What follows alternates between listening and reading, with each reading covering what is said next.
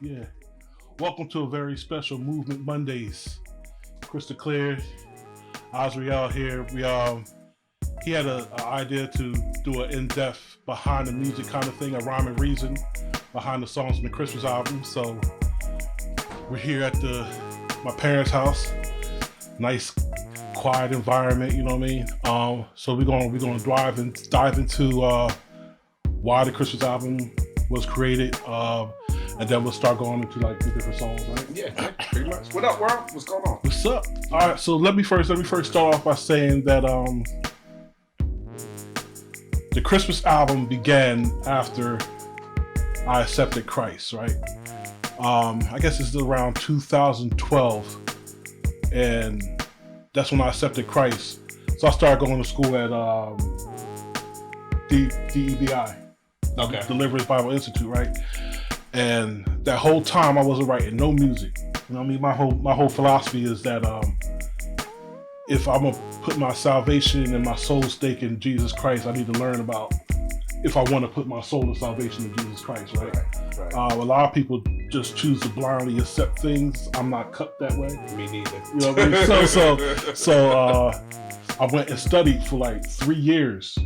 I was studying, remember? And so like in 2015, I had that writing itch, but I didn't know what to write. You know what I mean? Like, we're no longer like a Dirty Dungeon Records, you know what I mean, blazing you up kind of filter. Dirty was a good word too. Oh yeah, it was dirty, you know what I mean? Dirty Dungeon, you know what I mean? So it was about around the Christmas season time almost.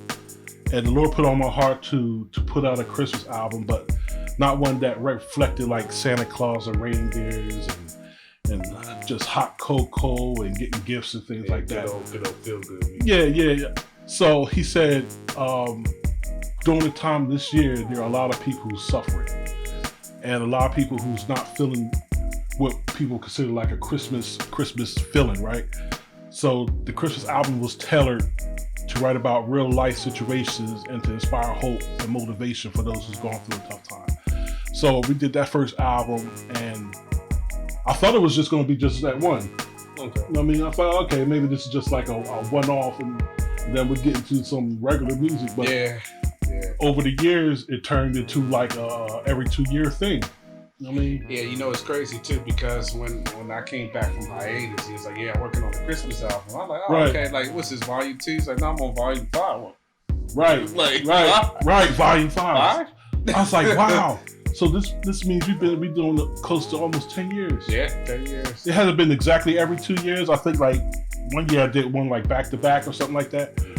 But it started with just that one album, and it just became a constant thing. You know what I mean?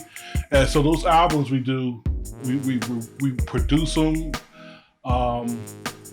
we record, mix, and master, whatever. And put it out as a free album for that year. Right. I mean, like that's our way of giving back. You know what I mean? Because we had times where we didn't have anything, and the Lord provided for us. Yeah, absolutely. So I have no problem with giving away music. I never had a problem with giving away music. You know what I mean? Yeah. So the fourth Christmas album, I was in Camden County College, and that's when I started seeing that the Lord was starting to pull people towards me to help me out with the mission. So that was the time you went back to school for sound design? Audio production at Camden County. Yeah, Okay. I was doing the associates in music and the associates in audio production. Okay. Right. So the fourth Christmas album, it was part of my senior project for Camden County, because I had the producer project and things like that. Okay. So the Lord having people starting to gravitate me to help me out. So we had this song in there called This Christmas, I believe. I think I remember that. Yeah, and this is the first time I actually like mic'd piano, guitars, bass guitar. Like real actual sounds besides from the keyboard. Yeah. So we was at Gradwell House. Okay. Because the professor there owns that studio in Hat Nights. So he allowed us to come in there, allowed me to come in there and like mic the pianos and have somebody play on it. So I had my man Alex playing on the piano. Mike Parsons, who's now the head leader of Zima. Okay. Right? He started his band. but I met him at Camden County. Yeah, G was cool. I like G was. I beg you. You know what I mean? So Mike had wrote some lyrics. Well, let me backtrack a little bit. Okay. Let me backtrack. I had made a beat, and I was going to write to it, but the Lord told me to bring it in class. You know what I mean? And I showed it to Mike and let him listen to it. So he started writing. Mike's great with writing lyrics. He'll sit there and ink something out. You know what I mean? So he wrote something, and I was like, yo, this is cool. So what we ended up doing is having a writing session at my house. Okay. It was Alex, Dominic, who played the bass on that. Mike, Mariana, she sang on it, right? Okay. And who else was there? I think that might have been it. And Alex. Yeah, I said Alex. So we all sat there in that little room, and wrote that song all together. I mean, that was the first time I had like a writing session like that. You know, it's crazy too. It's like, because I remember back in the old days when you was writing sessions, they would have a little bit of some special stuff there too. Oh yeah. There's definitely some treason. So it's like kind of weird. Like you being a Christian, man, we had like a lot of Bibles on the table. No. My thing was, and as anybody who was in the session at that time, yeah. If you looked over at the coffee table, I had a whole bunch of Dunkin' Donut coffee cups. Right? To compensate for all the. You know what I'm saying? I was working at ShopRite then, right? So I was working overnight, so I would always go to Dunkin' Donuts before. So I kept the cups because they're handy. You know what I mean? So I had stacks of Dunkin' Donut coffee cups. Had this big bowl of sugar right by the Keurig, right? So we wrote that song. We recorded it there. We actually recorded the bass there too. Okay. And so I mixed everything there, and we put that album out. So the 5th album came around, which you came out hiatus for. Yeah. And by that time, the urge to do it was so strong in me. You know what I mean? So I got Zima to do a track, and I got Odd World to do a track. Yeah.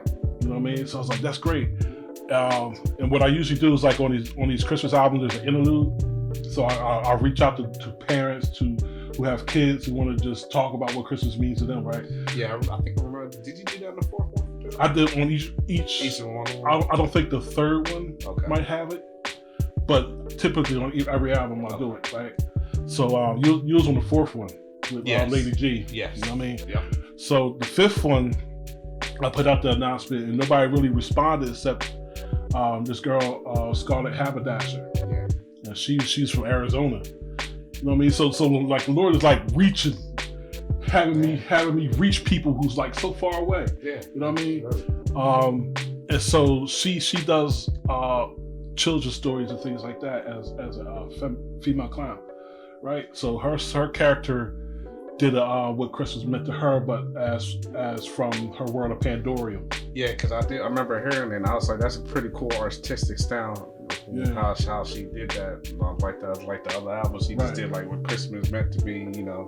Yeah, right. So she actually was like talking in her character voice about what Christmas meant to her characters in Pandorium. That's cool. You know what I mean? So that hit off really nice. Yeah, because I was wondering why it was titled like that, like Pandorium. Yeah, Greetings from Pandorium. Yeah, that's her character's world. All right. You know what I mean? So that kind of brings us up to speed.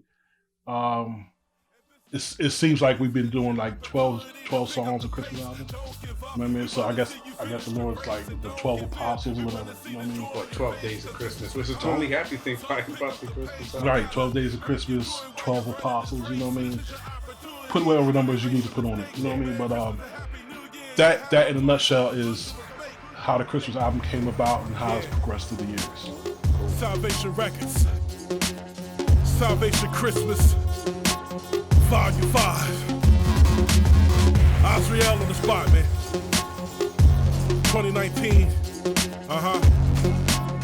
Don't surrender, man. Let's go. This round of gloves is all for coming straight for your source. Immorality is getting tossed. This be the gospel, the boom in the back. Nothing be true in the masculinity for all of you rats. So refuse to stop, refuse to drop, refuse to rock. Never surrender and never let go. False jewels get rocked, shaking clouds, I'm off from the top. So now you can watch as the darkness implodes.